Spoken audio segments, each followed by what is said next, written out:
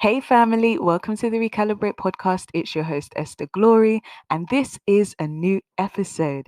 Hey, guys, I hope you've been well. I hope you've been good. I hope you've recovered from last week's episode. But this is a new episode in the Identity Times Purpose series. Let's dive in.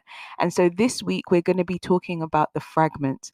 We're going to be talking about all the things that are obstacles or act as obstacles to us walking in purpose and identity. So we're going to be talking about fear, about doubt, about shame, about unbelief, all of the things that stop us from walking wholeheartedly and in a decided fashion concerning who we are ordained to be and who we are purposed to be. And so we're going to talk about all the things, all of those things. We're going to talk about imposter syndrome as well. We're going to talk about some of my own personal experiences, but we're also going to look at principles to overcome, because ultimately we want principles to see us into the future. And that's what we're here to do at the Recalibrate podcast.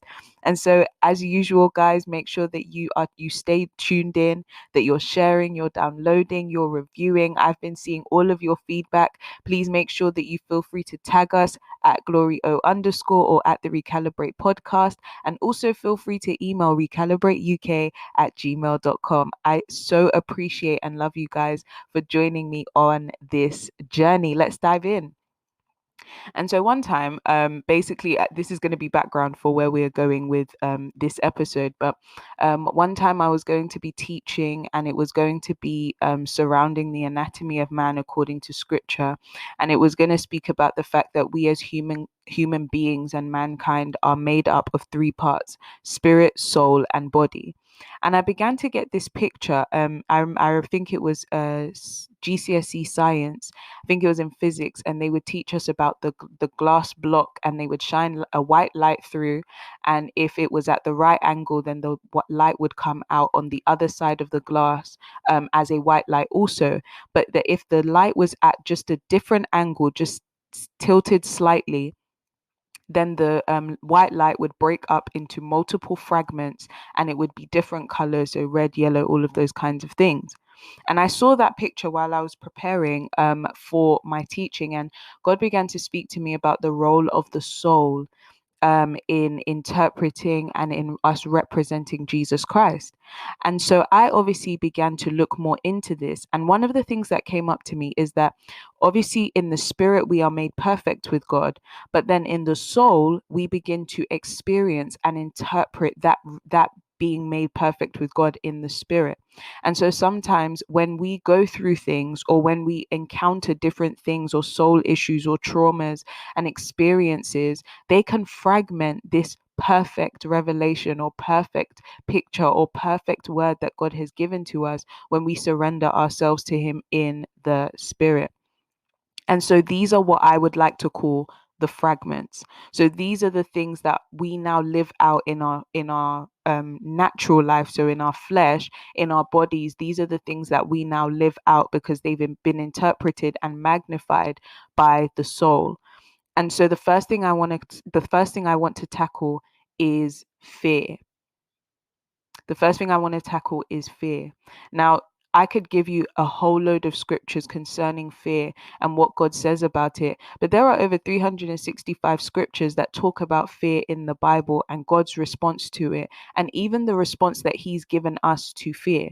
And so I'm not going to bombard you with a bunch of scriptures. I'm going to require you to go into the Bible and to look for what God says concerning fear for yourself, and begin to use that as things to safeguard your heart and your mind from fear.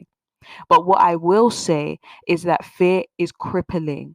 Fear that is given governing power in your life can be crippling. And I'm saying this from experience. One of the most prominent years in my journey and in my life was 2018.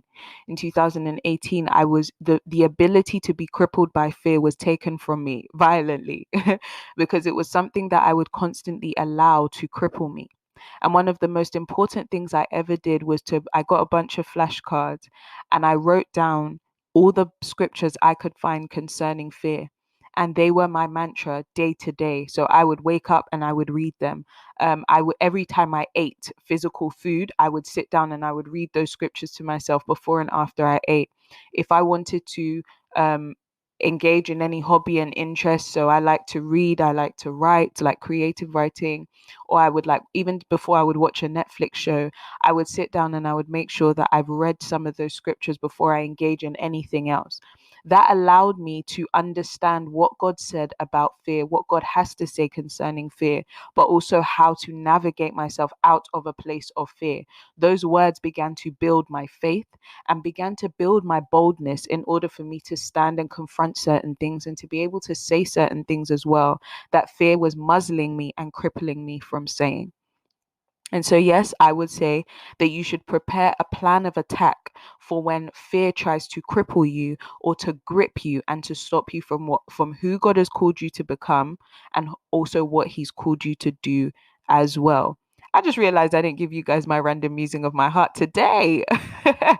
But before we continue in the episode, I'm going to give you my random musing of my heart for today. The random musing of my heart for today is to protect your sobriety. Protect your sobriety. One thing that I realize is that we talk a lot about protecting our space, protecting our peace, but all of these things are also to protect our sobriety. When we have these things in place and when they are in the correct order, then we are able to protect our sobriety. Now, what is sobriety used for? Sobriety is used for making good decisions.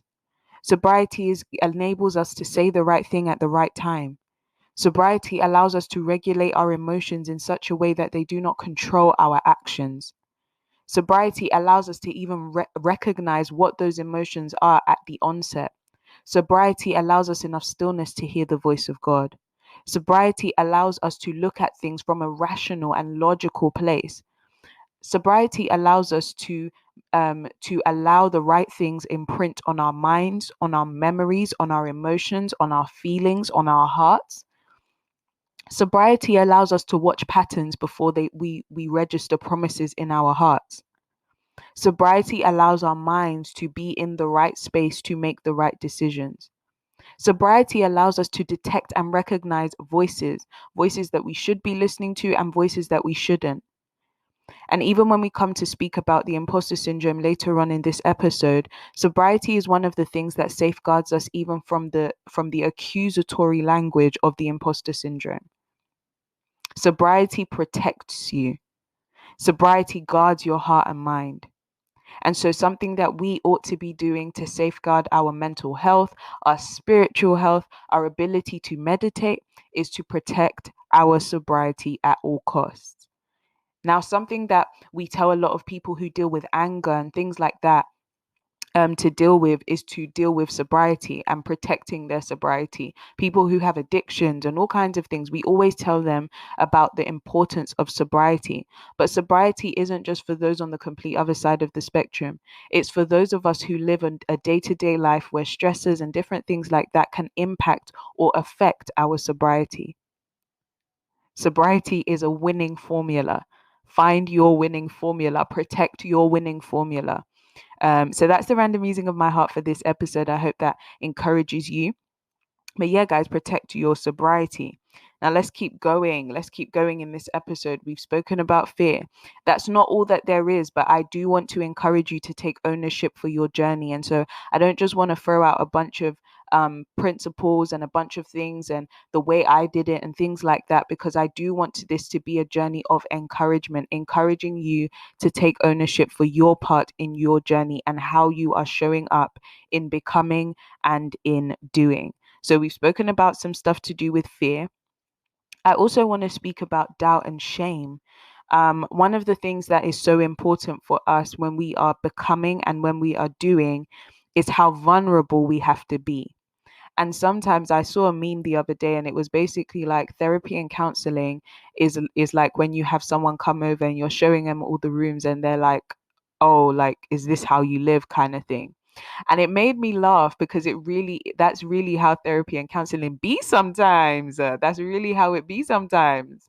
But something that I would like to add also is that these things are you're opening up your perspective and your life to people not just to feel embarrassed when you leave their presence, but sometimes doubt and shame can cause us to believe that they will think less of us, they will judge us, which is not the role of the counselor and or the therapist at all. But in general, in life, when we journey with people and we are processing our lives, our purpose, our plans, where we've come from, where we're going to, one of the things that creeps up a lot can be shame. Shame when we encounter the fact that, oh, I didn't actually have a normal life.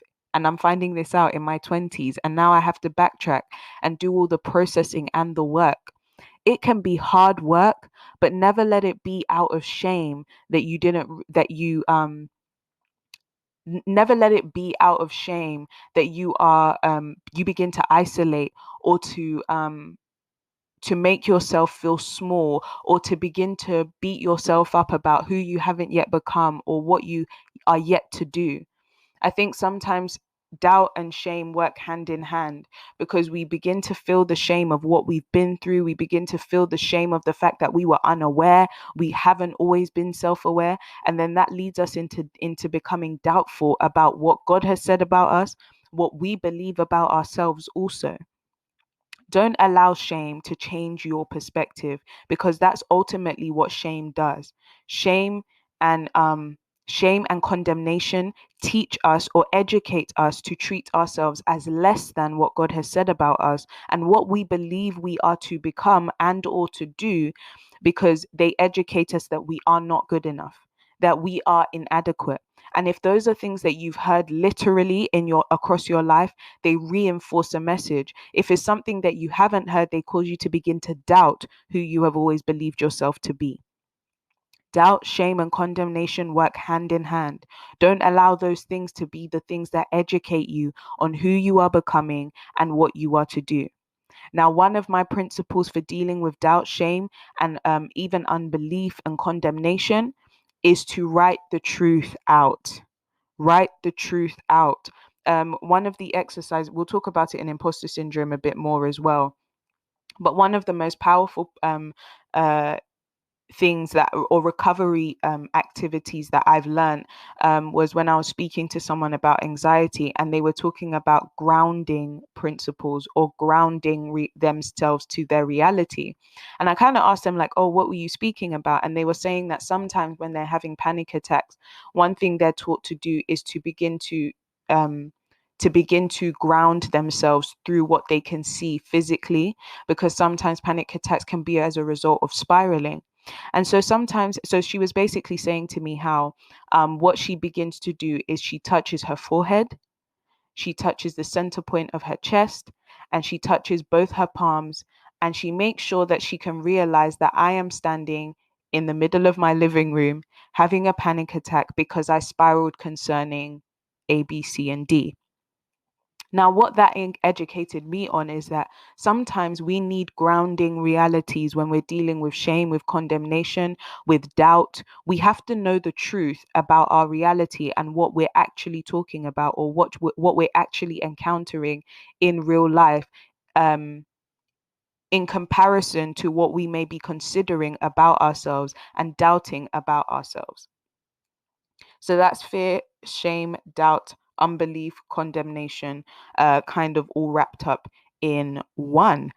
Before we go into imposter syndrome, because I know that's going to be a bit of a longer part of the podcast than the others, is I want to give you the fun fact for this week. Let's make it a little light before it gets a little deep. But the fun fact for this week's episode is that the human body quite literally glows.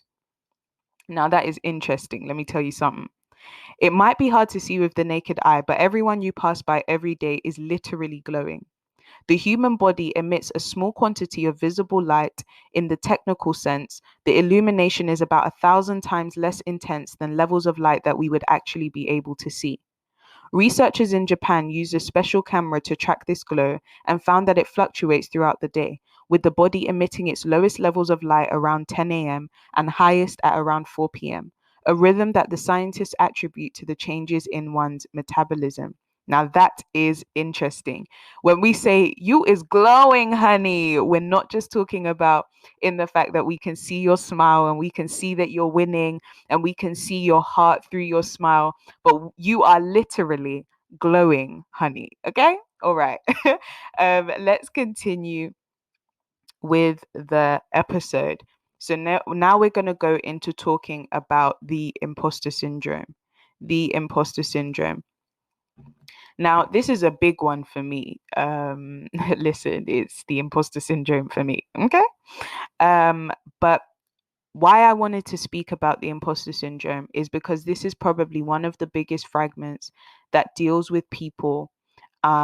Sometimes, like I was speaking about it in one of our earlier episodes, but sometimes we talk about the fear of failure way too much. Sometimes we glamorize the fact that we failed and we've learned lessons from it. And I'm guilty of saying this, oh, no failure is really a failure. It's really a chance to learn, which these things are all true. But we speak about failure because it's easier to comprehend than being traumatized by our success.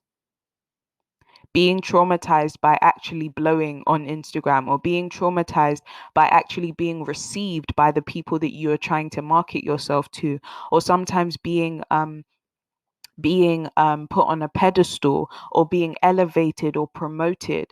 Sometimes we don't talk about this trauma that comes with success.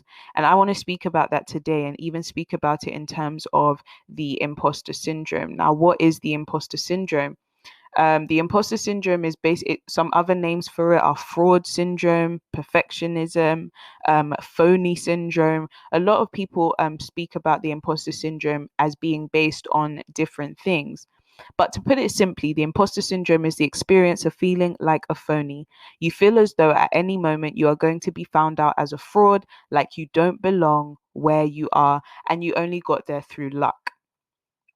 Now, the imposter syndrome is something I can personally say I've encountered a few times, whether it be in work, in my spiritual life, in gifting, in talent and ability, and things like that.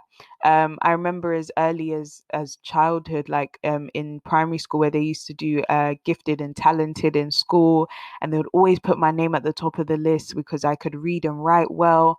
And it kind of just stemmed from there and continued going. And even when I wasn't okay, in my mental health or in my mind, whatever was going on with me emotionally was kind of always disregarded, because people always saw what I had to offer and not who I was.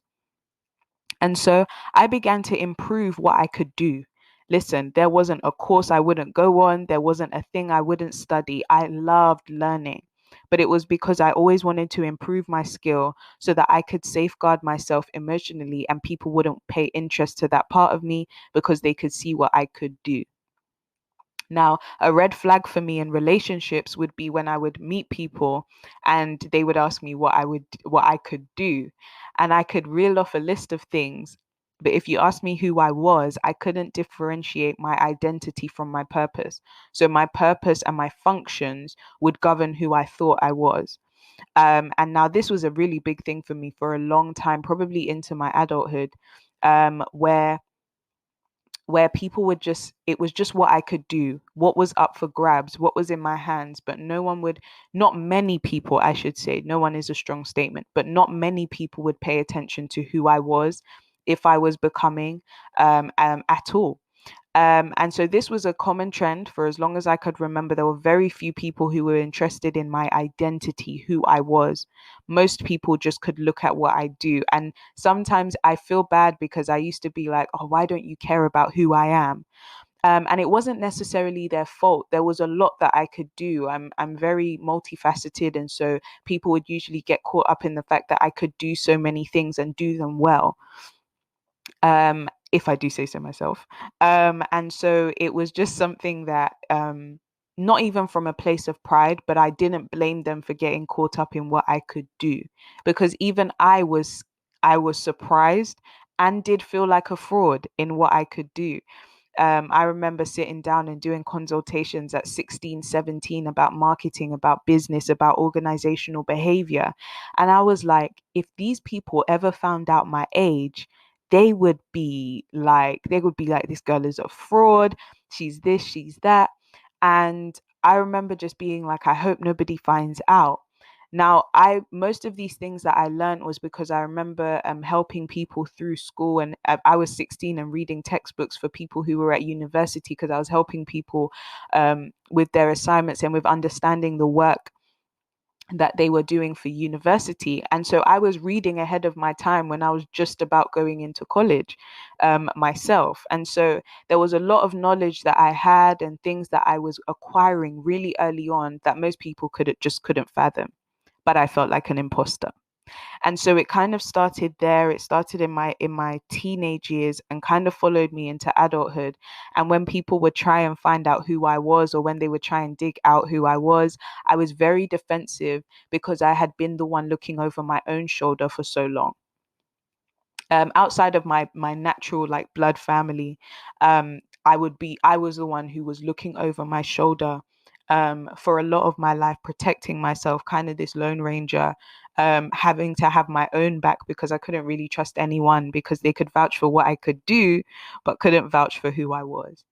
And so in this journey of finding myself, I realized that the imposter syndrome that I experienced decreased over a period of time, as I began to identify who I was in God, and what I was called to do in Him also.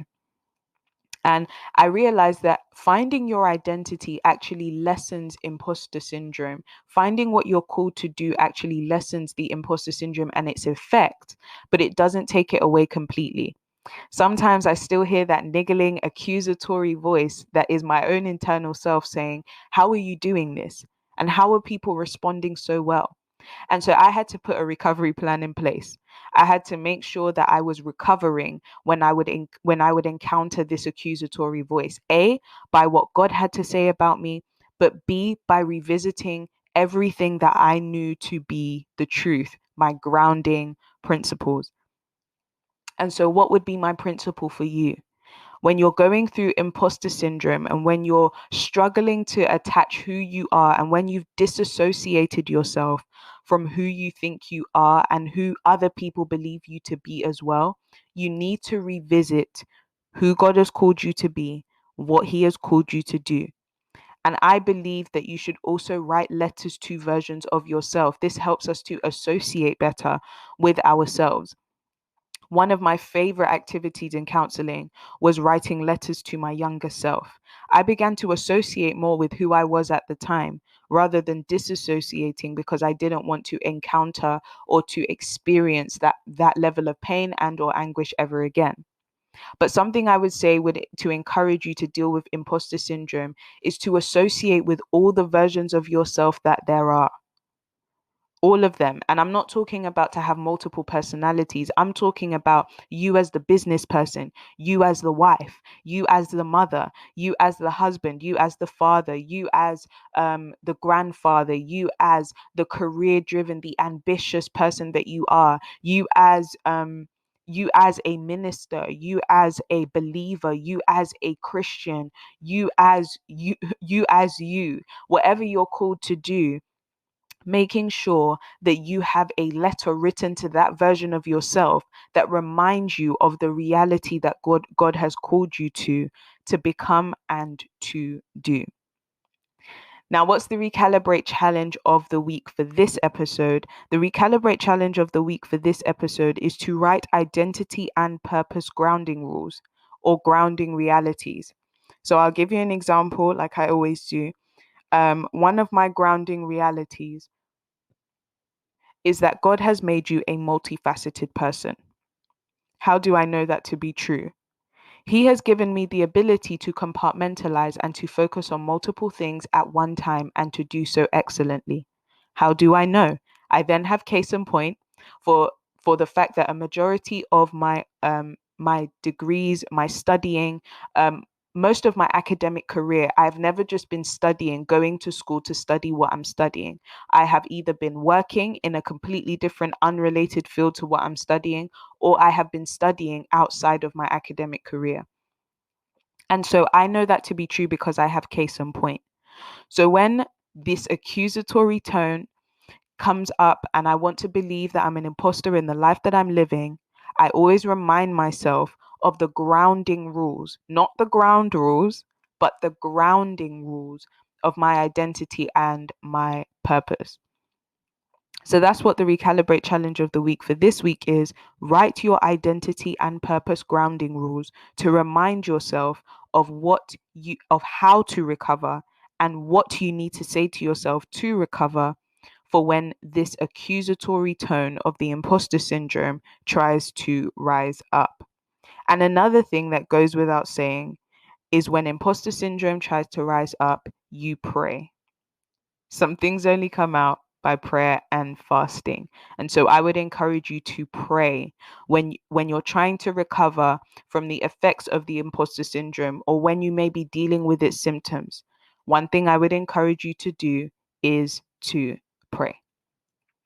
Now, y'all know I love y'all, okay? I don't know why I always go into an American accent, but you guys love me regardless, okay? But I love you guys. I appreciate you so much. If you've made it to this part in the podcast, in this episode, I love you guys and I appreciate you guys so much.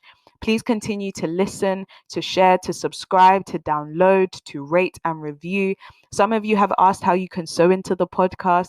Our PayPal is in the link in my personal bio on Instagram at glorio_. Thank you guys so much for listening to this episode, and I can't wait to see you in next week's episode. I love you guys. Bye.